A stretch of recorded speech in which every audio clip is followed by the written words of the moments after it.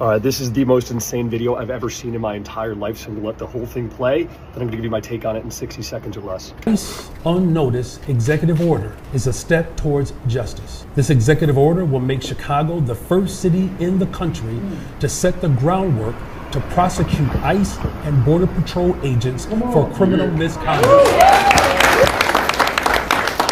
Because we need to send a clear message. If the federal government will not hold these rogue actors accountable, then Chicago will do everything in our power to bring these agents to justice. Yes. As part of this order, our police department will document ICE and Border Patrol activity and attempt to identify officers on the scene. This evidence will then be preserved and, at the direction of my office, will be referred to the state's attorney's office for potential prosecution. The Trump administration has made it clear that they intend to return to our city in force in the coming spring.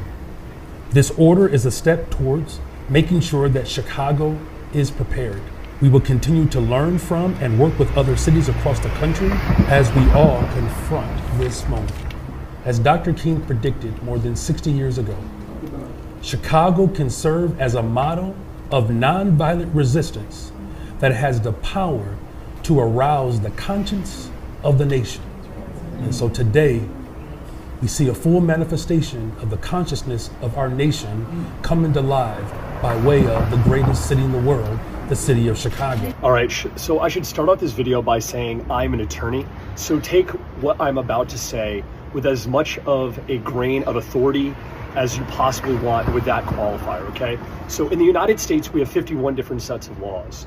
There are the laws of all 50 states, and then there is the law of the federal government. A concept called federalism, which is absolutely sacrosanct, means for the coherence and integrity of our nation, our federal laws have to be supreme over all other 50 states' laws.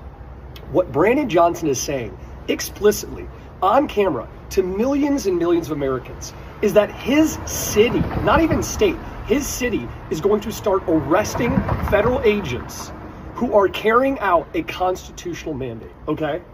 The severity of what he's saying, and I don't want to be hyperbolic, can't be overstated, all right? You have to comply with federal laws or else we don't live in a democracy, okay? And it's one thing to protectedly protest under the First Amendment. It is a second thing to criminally obstruct federal laws.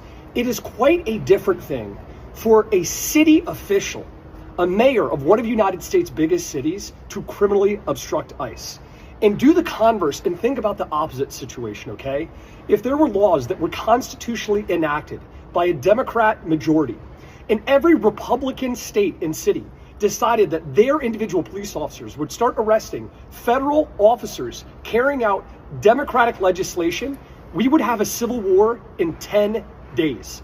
So if you are someone with even a remote shred of backbone on the left, I am calling you out to call out this madness and stand up and say, Brandon Johnson, this is in complete derogation and violation of federalism. Rescind this act immediately.